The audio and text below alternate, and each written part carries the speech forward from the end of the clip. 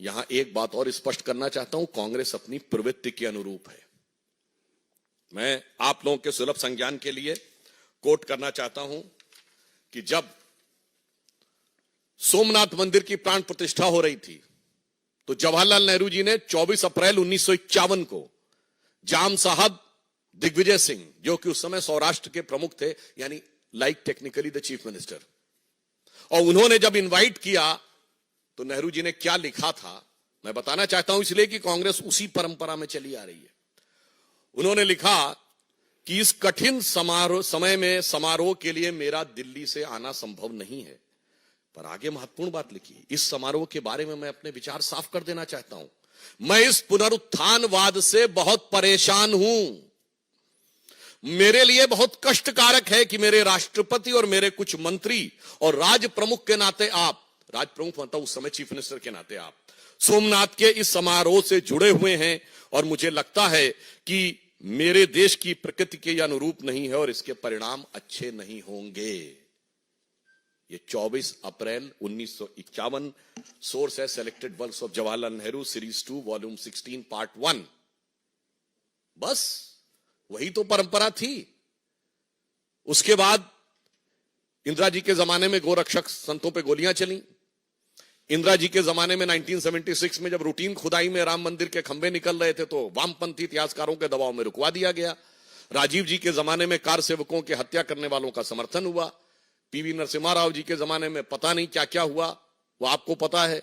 और सोनिया जी के जमाने में आते आते राम काल्पनिक होने का हलफनामा तक हो गया। यानी ये बहुत साफ है कि यह प्रवृत्ति जो आज कांग्रेस ने दिखाई है, एक मौका था कि आज आप अपने को बदल कर दिखा सकते थे, परंतु आपने ऐसा नहीं किया।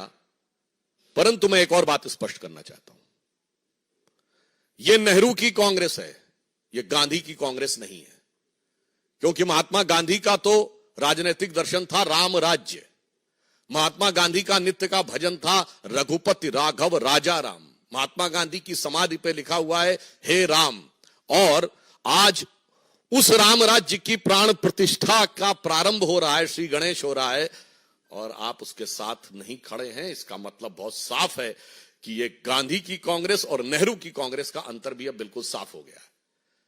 और आज इस अवसर को जो इन्होंने अपने हाथ से गंवाया है, ये कांग्रेस के अंदर का भारतीय संस्कृति, हिंदू धर्म और हिंदुत्व के प्रति जो विरोध है उसको दर्शाता है।